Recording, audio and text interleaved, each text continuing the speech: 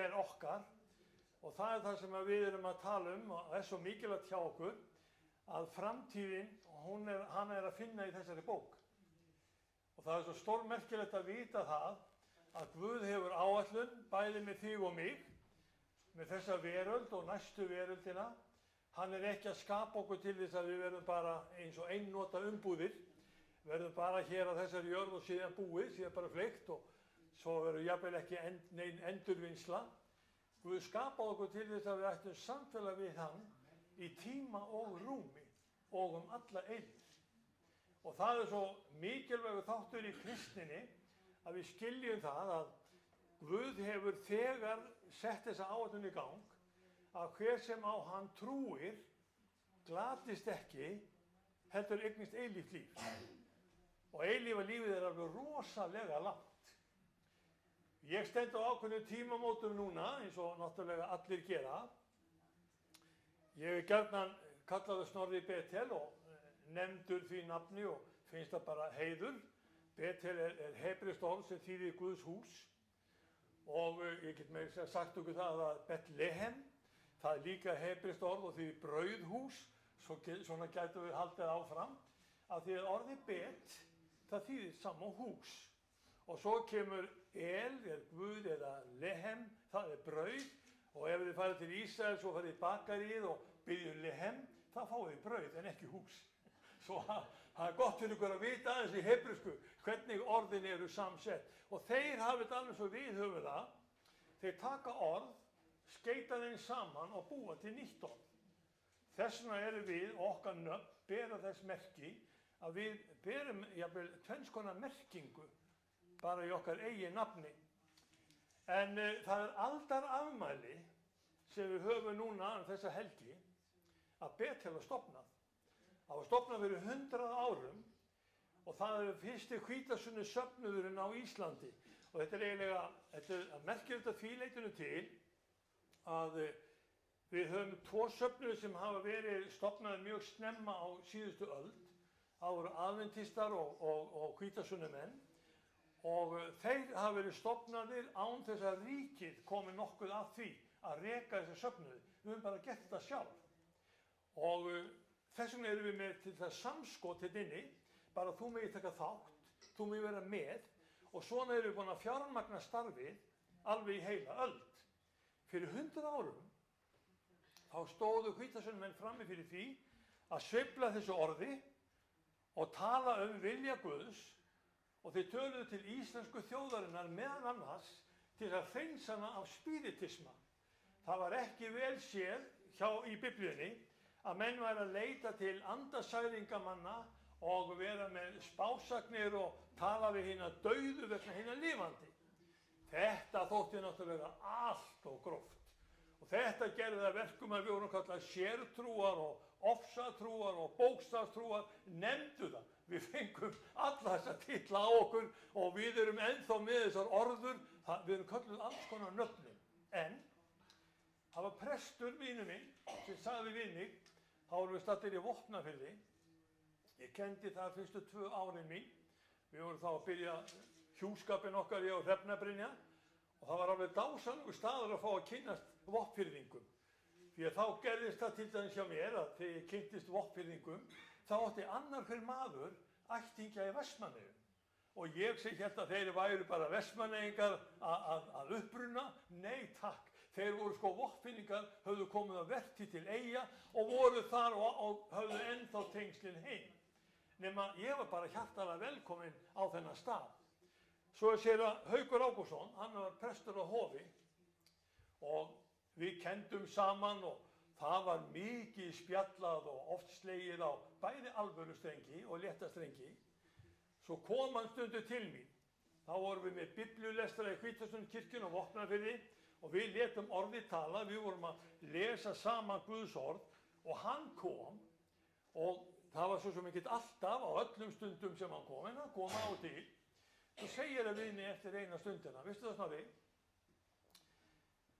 Þjóðkirkjan eða kristnin á Íslandi, hún á það að þakka að því hvítasunnumenn, þið fóruð að tala gegn spiritisma.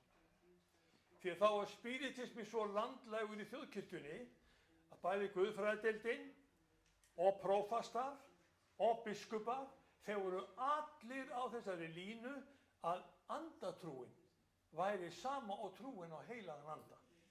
Og þeir bara vissi ekki betur. Þeir voru að leita til miðla og spásagnamanna og það voru fundir, ég meiri segja, hjá forseta Íslands, þar sem voru skyggni-lýsingar. Sveinn Björnsson hélt þarna fundi, þetta var svo gegnusýrt samfélagið.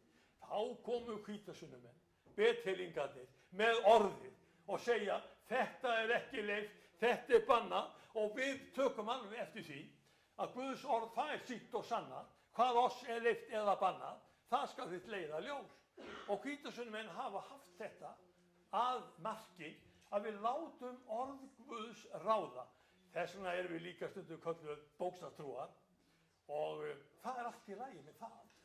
Við þurfum ekkert endilega að fara í flækjugang með það að þú skalt ekki stela. Það er bara mjög einfalt og við erum alveg bókstafstrúar í þessu. Þú skalt ekki morðfremja. Við erum alveg bókstafstrúar þar en þú.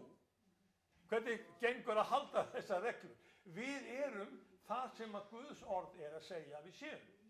En þetta var ekki fyrsta skipti sem að kristnin lenti í ógöngum eins og í upphafi síðustu aldar þegar hún var að taka inn spiritismann og andatrúna.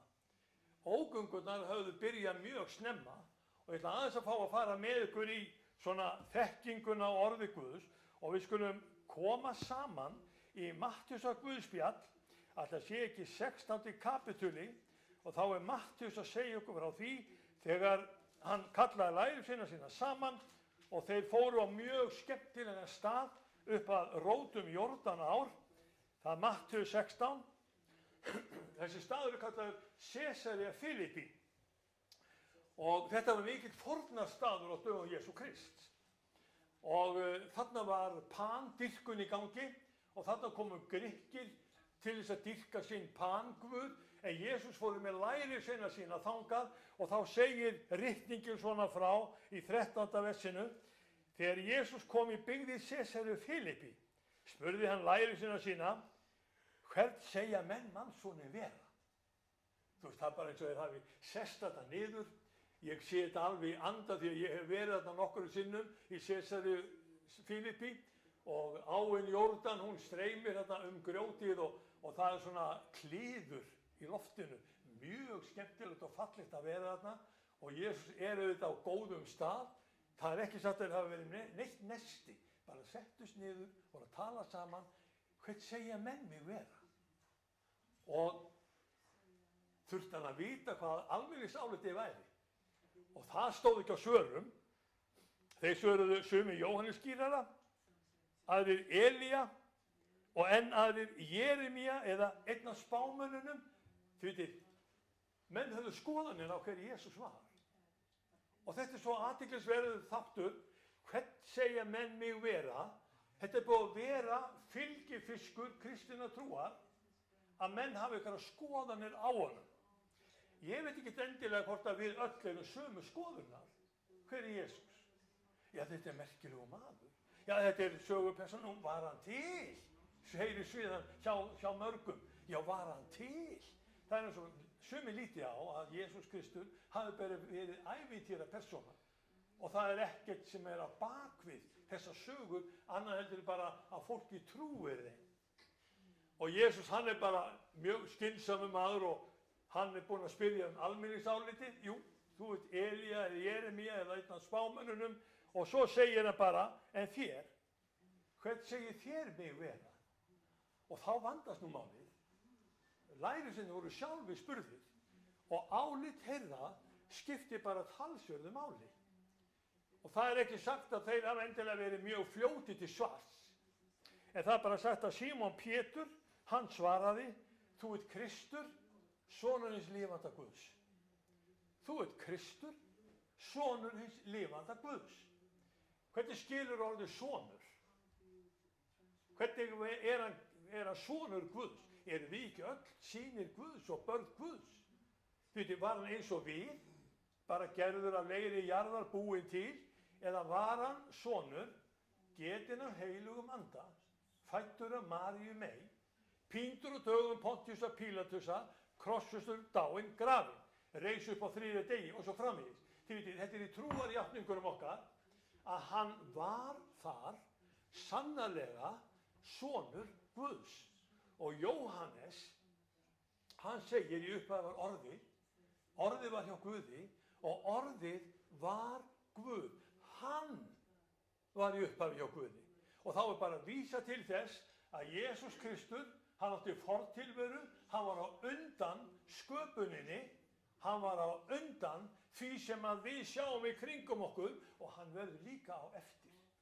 Þegar þessi sköpun er horfin, þá eru Jesús Kristur til. En þú. Og þá eru komin að þessu mikilvæga atriði. Sá sem trúið því að Jesús Kristus er sonur Guðs, það er sáluhjálpleg trú. Hann verður fyrir bragðið hólpinn og fær eilíft líf. Því svo elskaði Guð heiminn, vitið. Hann gaf son sinn eingetinn til þess að hver sem á hann trúi glatist ekki, heldur hafi eilíft líf. Nú er þannig að síðasta ár þá erum við líka að halda upp á mjög merkilega tíma og það er tími sem við kannski ættum aðeins að rifja upp og mér langar til þess að taka nokkra mínútur í þetta til að rifja þetta upp fyrir okkur hér vegna þess að það voru 1700 ár á síðasta ári frá því að við fengum þessa sterku játningu sem er kölluð Níkejátningin. Ég veit ekki hvort þið eru áskrifundur að Bjarma. Ég sá þetta í Bjarma daginn. Það var að tala Níkejátninguna. Ég veit ekki hvort að þið kunnið hana utan að. Er eitthvað sem kann Níkejátninguna utan að? Þið þurfið ekki að kunna hana utan að, en hún er stórmerkileg. Þið getið fengið hana hjá mér hérna á eftir. Vegna þess að játningin, hún kemur til út af svolítum atriðum. Það var glíma innan kristninnar árið 325. Og þegar 325 kemur að þá er Konstantín keisari, hann vil stilla kirkjuna af. Hann vil þá að vita hverju trúir kirkjan. Er Jesús Kristur sonur Guðs? Er hann getinn af Guði? Eða er hann skapaður af Guði? Alla Norður Afríku. Þá var það leiðtogi kirkjuna sem hét Aríus. Hann var með þá hugmynd að Jesús Kristur hann væri af sama eðli og þú og ég og við mennirnir, hann væri bara dauðlegur maður og hann væri hvorki meirinni minna en hann væri sonur Guðs þannig. Svo eru hinir sem voru í kirkjunni Latínumegin eða voru Ítalíumegin og voru á Sýrlandi, þeir voru inn á því að Jesús Kristur væri bara getinn af Guði og Guðs eðli hefði þess vegna komið í hann og þegar engillinn kom til Maríu og María segir verði mér að vilja þínum, þá hafi lífið byrjað í Maríu. Kraftur Guðs kom yfir hana, skyggði hana og það fór af stað að eggið fór að skipta sér. Ég veit ekki hvort að við getum skilið þetta nokkuð tíman, en vitið við að við erum ekki spurð skilning. Við erum spurð hvort við tökum við þessu.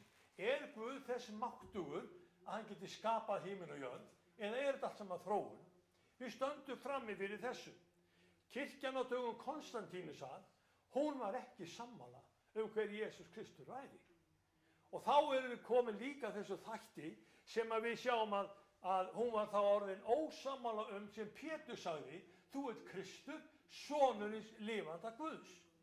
Og það má ekki vera, sagði Konstantín, að kirkjan í Rómaveldi sé ósammála hver Jesús Kristur er. Hvað álit haldið að sé á Íslandi? Ef við förum í þjóðkirkjuna, hvaða skoðanir hefur þjóðkirkjan varðandi Jesú Krist? Er hann sá sem öllu ræður?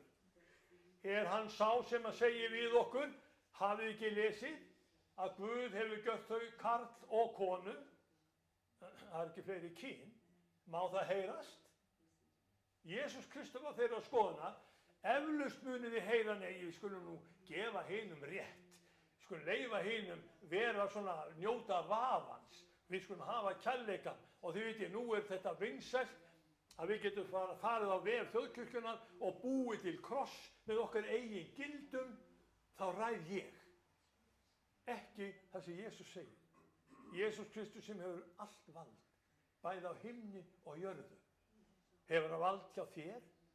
Hefur hann vald hjá mér? Og nú eru komin að segja, já, svona þetta. Að vera hvítasunum maður, þetta bara öfgahópur. Þetta þarf alltaf að fara eftir ykkar vilja. Nei, alls ekki. Þetta ekki spurningum okkar vilja. Þetta spurningum Guðs vilja. Hvernig Guð kynnir málin fyrir okkur.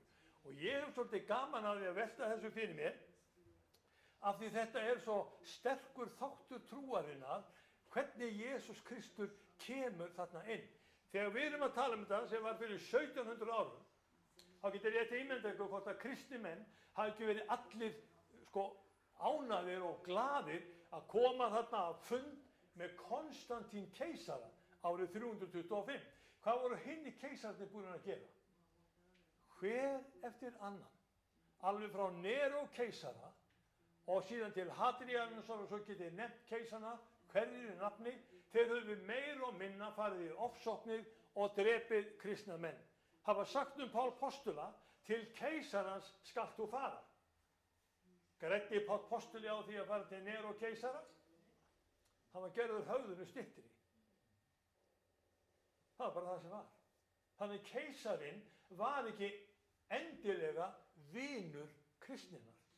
Svo kallaði hann á kirkjuþing og kirkjuþingið voru klerkar og prelátar alveg frá London eða alveg frá Englandi og yfir til Persíu eða Íran, alla Norður-Afríku, þeir komu þarna í Níkeu og fóru að ræða málin. Og þeir komust nú stundum að skynsamlegri niðurstöðu og meðal annars þeirri niðurstöðu að hvenær ættum að halda páska. Það var líka mikil spurning. Eigum við að halda páska á sama tíma og gyðingar? Þeir voru líka að tala svona hagstæð efni. Það var ekki talað jólin þá, en það var talað hvítasunnu og páska, því að það voru hátíðirnar stóru. En svo kom niðurstaðan, og niðurstaðan var þessi Níkeu-játning, sem segir svona, ég trúi á einn Guð, föður almáttugan, skapara himins og jarðar, allsins sýnilega og ósýnilega, og einn drottinn Jesúm Krist, Guðs einkason, sem föðurnum fæddur frá eilífð, Guð af Guði, ljós af ljósi. Og takk eftir þessari setningu, Guð af Guði. Og hér komin játningin, svo sama, og Pétur sagði við Jesúm Krist, við sérsæði við Filipi, þú ert sonurins lifanda Guðs, Guð af Guði. Og þar við stödd sem kristina trúar. Ef þú vilt vera rétt trúaður, þá kemur með þessa skoðun hérna inn. Skiptir þetta máli? Það svo athyglisvert hvernig við sjáum hvaða áhrif orðið hefur þegar við förum að taka mark á hvað orð Guð segir. Fyrsta boðorðið sem gyðingum var gefið, það vantaði ekkert Guði á dögum Móse eða dögum Ísraelsmann eða Abrahams og Ísak. Það voru alls konar Guði til. En þegar við komum að því að Guð almáttugur kynnir sig fyrir Móse, þá gaf hann honum fyrsta boðorðið, ég drottinn Guð þinn, sem leiddi þig út af Egyptalandi, þú skalt ekki hafa aðra guði en mig. Seinna meir, þegar unglingurinn kom til Jesú og spurði hvert væri æðst boðorða. Og þá sagði Jesús, hvað lest þú? Æðst boðorða, já, drottinn einn, hann Guð, þú skalt ekki hafa aðra guði. Satt segir þú. Drottinn Guð einn, þú skalt ekki hafa aðra guði, þetta æðst boðorðana, svo næsta boðorð, elska skaltu náungan eins og sjálfan þig. Þannig að það fyrst Guð, síðan náungin. Og þegar við förum að raða þessum málum svona niður, þá virðist mér þetta vera þannig að þetta hornsteinn í góðu, kristilegu og gyðinglegu siðferði. Það rétta myndin af Guði sem við setjum inn í hausinn á okkur. Þegar Guð, faðir okkar og skapari æðstur og við höfum myndina í hug okkar, þá eins og siðferðisreglurnar fara að raða sér upp aftur. Við förum ekki að breyta þeim. Við förum ekki að rugla þeim. Við förum ekki að eyðileggja þær. Við látum Guð ráða. Hann hinn almáttugi og svo merkilegt sem það nú þá eru við manneskjurnar eins og gerðar þannig að siðferðið okkar þarf að stillast af. Það ótrúlegt í hverju menn geta lent. Það ótrúlegt hvað geta verið siðferðilega blindir. Hvernig fáið lækningu við því? Það var rétta mynd af Guði. Þú skalt ekki hafa aðra Guði en mig. Og við tökum mark á þessu stórkostlega orði sem að hafði þau áhrif að til dæmis kirkjuþingi í Níkeu, það kemur út sem skynsum stofnun vegna þess að þeir byrjuðu á því að segja Guð einn. Hann þríeinn. Skiljum við endilega þrenninguna? Nei, ekki endilega. Við getum ekki endilega útskýrt allt. En þó vitum við, Mattheus talar þetta, þegar Jesús Kristur skýrður, ef að koma aðeins í Mattheus og Guðspjall, 3. kapitula, og þá komum við að athöfninni, þegar Jesús Kristi dýft niður í vatnið. Það vers 13, og það kannski aðalega 16. versi 3:16 í Mattheusi, sem skiptir máli. Þá kemur Jesús frá Galileu að Jórdan til Jóhannesar að taka skírn hjá honum. Jóhannes vildi varna honum þess og sagði, mér þarf að skýrast að þér og þú kemur til mín. Jesús svaraði honum, lát það nú eftir, þannig ber okkur að fullnægja öllu réttlæti. Og hann lét það eftir honum. En þegar Jesús hafði verið skýrður og hann steg jafnskjótt upp úr vatninu, að þá opnust himnarnir. Og hann sá anda Guð stíga niður eins og dúfu og koma yfir sig og rödd kom af himnum, þessi minn elskaði sonur sem ég hef velþóknun á. Jesús nýkominn upp á vatninu, rennandi blautur, átti til að þurrka sér því að vatnið hafi umlukið hann allan. Heilagur andi kemur yfir hann sem dúfa og svo kemur röddin af himnum. Skiljum við þríeinan Guð, að hann var þarna einn, Jesús, heilagur andi og Faðirinn. Þetta það sem að þau sáu í Níkeu, en menn voru ekki allir saman. Þeir voru líka inn á því að það var eitt og annað til sem að þurfti nú að kannski að útskýra öll betur, og Arius frá Norður Afríku, hann trúlega frá Líbíu, hann var meira sér löðrungaður á þessu þingi vegna þess að hann var svo þrjóskur. Hann vildi ekki viðurkenna að Jesús Kristur væri Guð getinn af Guði. Hann væri nákvæmlega eins, nákvæmlega eins og Jóhannesar Guðspjalli segir að vera. Að hann var í upphafi var orðið og orðið var hjá Guði og orðið var Guð. Hann var í upphafi hjá Guði. Og þessi setning, þessi kenning í Jóhannesi 1 bendur okkur svo ríkulega á hvernig tengingin við Jesúm Krist og Guð almáttugan, og þess vegna segjum við skamlaust. Og við erum ekkert að hika við það að segja, þegar Jesús Kristur dó, þá var það Guð sem lagði sjálfa sig í sölurnar fyrir þig og fyrir mig. Þegar Jesús Kristur fæddist, þá var það Guð sem steg inn í mannlegan heim. Það var Guð sem gekk á meðal okkar, og það er Guð sem kemur með sinn heilaga anda yfir okkur, yfir þessa stundi sem við erum með, svo við mögum vexa með hann og tilbyrja. Og við mögum vita það að vængja þýtur heilags anda, hann megi líka komið við þig og mig. Er þetta vont fyrir okkur í Keflavík að heyra þetta? Er þetta slæmt fyrir Ísland? Er þetta hættulegur boðskapur sem við þurfum helst að gera eins og Þorgerður Katrín gerði? Hún skrifaði kristifræðina í burtu frá grunnskólanum. Jú, þá voru ekkert allir sammála því að við kennarar værum að leiða börnin í bæ. Ég man það svona 1979. Ég var að kenna 10 ára börnum. Við varum heim í Vestmannaeyjum. Ég var þá líka þekktur sem Snorri Betel. Á hverjum einasta morgni þá byrjum við með faðir vor. Og það var möglunarlaust. Allir fórum með faðir vor og við báðum Guðum að blessa þennan dag. Svo kallar skólastjórinn í mig og segir, heyrðu, það nú verið að kvarta yfir þessu bænakvaki hjá þér. Jæja, segi ég, er það eitthvað almenn kvartu? Nei, ég sagði bara við þennan föður, veistu það, þetta er bara alsíða hjá okkur í barnaskóla Vestmannaeyja, að kennarar, þeir leiða börnin í bæn og byrja daginn með bæn. Já, segir hann. Ég held að þetta væri bara sér trúnaður eða átrúnaður hjá þeim í Betel. Við fórum bara með faðir vor. Bænina sem Jesús kendi okkur. Og af því ég var ekki innan þjóðkirkjuna, þá var ég orðinn álitinn, jafnvel hættulegu maður, trúarofstæki komið. Þið vitið, álit manna mætir okkur líka, og það var það sem að mætti Konstantín keisara. Hvaða álit eiga menn að hafa á kristninni? Eigum aðeins að lesa meira, hvað er sagt við okkur? Guð af Guði, ljós af ljósi. Svo segir hann, fyrir hann er allt skapað. Takk fyrir, þú líka. Við erum sköpuð fyrir hann. Hefur hann rétt á að gera einhverja kröfur á okkur? Má hann segja við þig, heyrðu drengur minn, komdu og vertu eins og ég vil á sér. Heyrðu strákur minn, komdu og sestu hjá minn og ég kenna þér. Og Jesús Kristur, hann tók læri sína svona út úr mannfélaginu til þess að kenna þeim að vera eins og hann er. Vegna voru mannana og voru að sáluhjálpar, steiga niður að himni, klæddist holdi fyrir heilagan anda að Maríu mey og gjörðist maður. Hann var á krossfestur fyrir oss á dögum Pontiusar Pílatusar, píndur og grafinn. Hann reis upp á þriðja degi samkvæmt ritningunum, og takk eftir, samkvæmt ritningunum. Þetta er nákvæmlega eins og postuli leggur málin fyrir okkur í 1. Korinthubréf 15.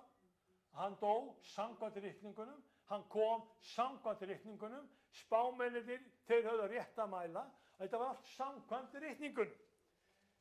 Hann reis upp á þriðja degi samkvæmt ritningunum og steig til himna, situr við hægri hönd föðurins og mun aftur koma í dýrð að dæma lifendur og dauða. Og það er ekki alveg komið kannski að þessu, þetta gæti bara orðið á morgun. Við vitum bara ekki hvenær við þurfum að mæta frammi fyrir dómstóli drottins. Og ég man eftir því þegar Harmageddon bræður, þeir voru með sjómannsþátt og útvarpsþátt, þeir fengu séra Bjarna Karlsson í viðtal við sig. Og þeir voru með meiklaðar spurningar, og þá eru þungar ásakanir búin að koma á séra Ólaf Skúlason. Og þá segjaði við Bjarni, segðu okkur, hvar er Ólaf Skúlason núna? Hann var dáinn. Og Bjarni náttúrulega átti engan veginn von á þessari spurningu. Hvar er Ólafur Skúlason núna? Auðvitað stóð Ólafur Skúlason bara frammi fyrir hásæti drottins. Auðvitað stóð hann frammi fyrir dómstól hans. Auðvitað þurfti hann að gera upp líf sitt við Guð almáttugan, alveg eins og þú og ég. Hvernig ætlar þú að vera á þeim degi þegar við stöndum frammi fyrir Guði almáttugan, skapara heimins og jarðar? Hvað ætlar að segja? Ætlar að segja, ég er nú búinn að fá fálkaorðuna, sko. Ég er nú búinn að vera nokkuð góður því til. Nei, það verður ekkert að þessu gilt. Það verður aðeins hægt að segja, ég stend hérna bara frammi fyrir þér með vini mínum, syniðinu Jesú, og taka sinni öxlina á honum. Vita það, af því að ég er með Jesú Kristi, þá er hann minn árnaða maður, frelsari, lausnari.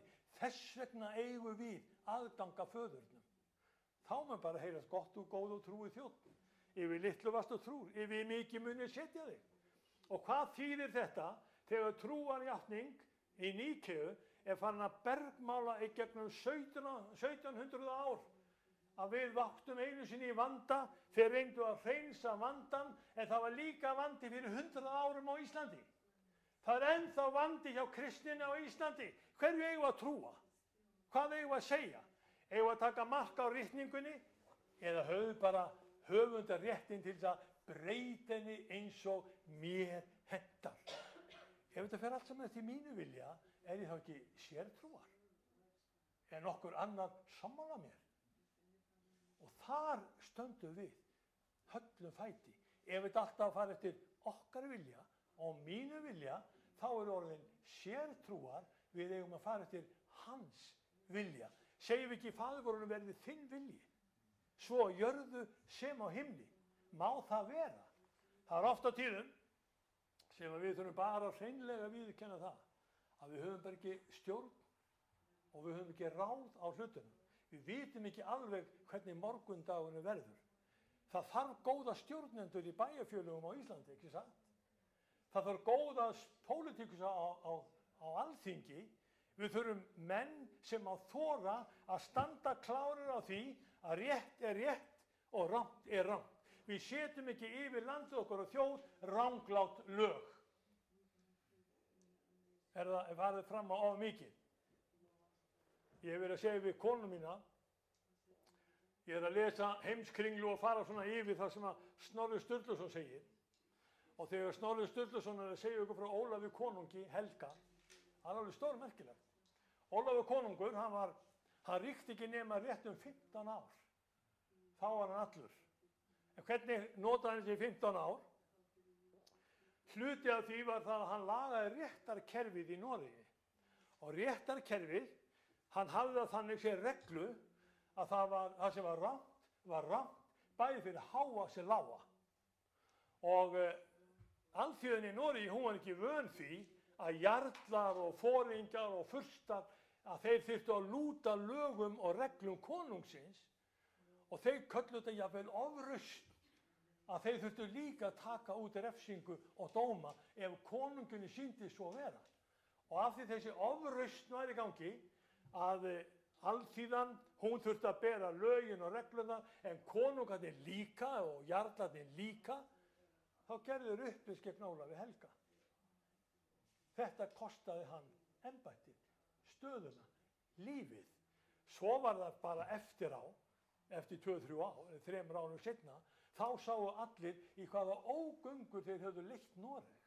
Þeir höfðu tekið góðan, réttlátan konung, drepið hann og sátu síðan uppi með Svein, konung Knútsson, og sá Sveinn var danskrar ættar, og þeir komu þeirri reglu á í Noregi að það þurfti 10 norðmenn til þess að vitna á móti einum Dana. Daninn hafa svona miklu æðri og miklu öflugri og miklu voldugri, og konungurinn tók mark á því sem Daninn sagði, ekki endilega 10 vitnum norðmanna. Og þá sáu þeir hvað það var svakalega erfitt að hafa mist af þessu. En við erum komin líka að því, átt okkur á, að þessi vitnisburður okkar Jesum Krist, hver hann og hvað hann hann á erindi til okkar, trúi ég. Og þá ætla ég að biðja ykkur ég ætla að biðja hana í síðustu glæruna, og þið kannski sjá hana hérna, vegna þess að Arius, honum var mokað út úr kristninni, getum við sagt. Og ég fekk þessa mynd, sett það aftur upp. Já, ég fekk þessa mynd vegna þess að þið sjáu að þetta er skrifað á arabísku, þarna fyrir ofan. Er einhvern sem les arabísku hérna? Þá get ég sagt hvað sem Þannig að ég miklu frjálsar af því. En á arabísku er þetta skrifað hringinn í kringum, þessa ómannmosku, gullkúpulinn á Mustilshæðinni. Við Búddi höfum verið þarna og séð þetta. En það stendur, Allah er einn og Allah á engan son. Og þetta er svolítið athyglisvert. Þetta er sett upp svona 690 eftir Krist. 300 árum eftir að Níkeu-játningin var gefin. Hugmyndir Ariusar, þær voru geymdar á meðal Araba og þjóðana sem byggðu Norður-Afríku og Araparíkin. Þau voru þannig að ennþá var Jesús Kristur bara sonur Guðs eins og hver annar maður, skapaður af Guði að leiri jarðar, og þess vegna eru múslimar. Þeir eru með þessa kenningu sem var mokað út úr kristninni á dögum Níkeu-játningarinnar, 325. Hvað ætli sé annað í gangi á Íslandi? Það er heilt trúfélag sem kemur frá Ameríku og vottar Jehóva. Þeir eru alveg sama sinnis og múslimar, að Jesús Kristur er ekki sonur Guðs, hann er ekki getinn af Guði, hann er ekki Guð af Guði, nákvæmlega í þversögn við það sem Biblían er að segja okkur. Jesús Kristur er sonur Guðs, getinn af Guði, Guð af Guði, enda hvert fór hann þegar hann steig til himins?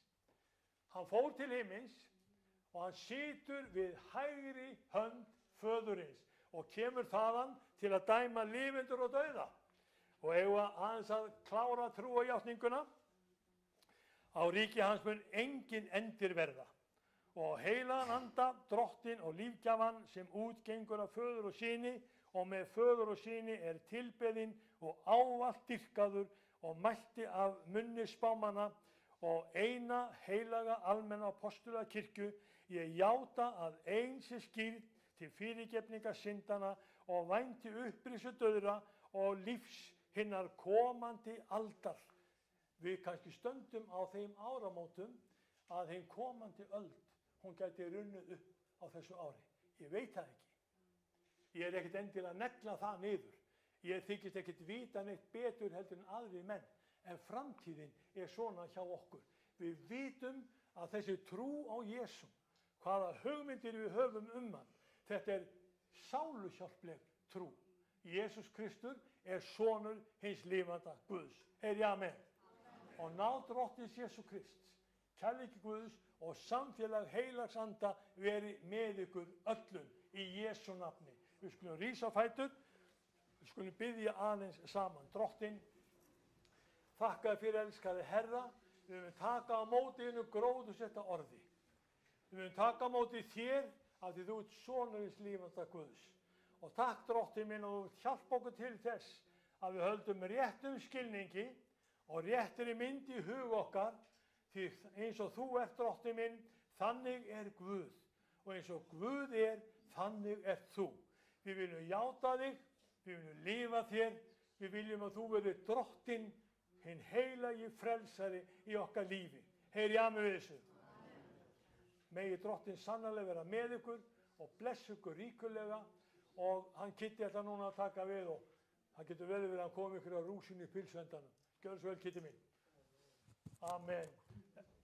Ester mín, þakka þér innilega fyrir að hafa verið að þýða mig. Þetta er svolítið erfitt. Já. Við nefnilega þýðum þetta því við erum að senda þetta út. Megi Drottinn blessi ykkur. Amen. Takk fyrir þessna mín. Jesús Kristur er Drottinn minn. Hann er frelsarinn minn. Amen. Amen. Það er það sem málið snýst um. Persónuleg afstaða til Jesú Krist. Í vinnunni var sagt um mig hérna í gamla daga, ég var einhvern veginn að tala við einhvern Drottinn og þá segir eitt vinnufélagi minn við mig, presturinn sér þetta fyrir mig. Annar vinnufélagi spurði mig, hann vissi að ég var hérna niður frá leiti þessa kirkju og hann sagði, hvernig getur þú verið prestur og ekki með skegg? Þannig að það er svo margar hugmyndir kristna trú en þetta snýst allt það að ég trúi sjálfur.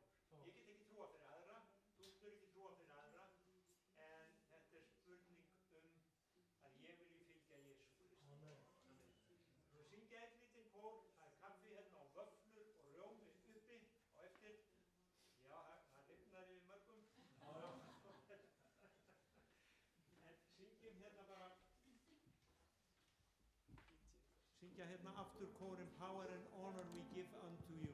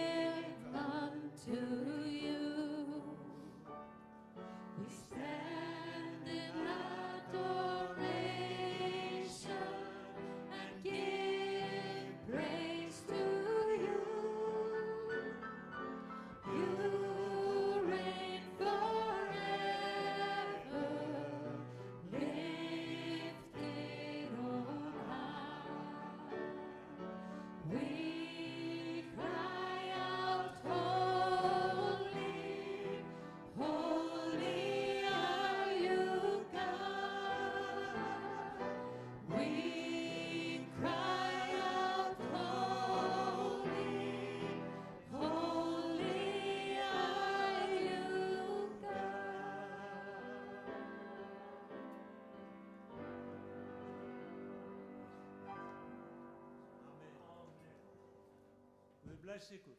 Það eru blöð hérna fram á borði fyrir bænavíkuna, ef við viljum sjá með dagskráni. Getið tekið með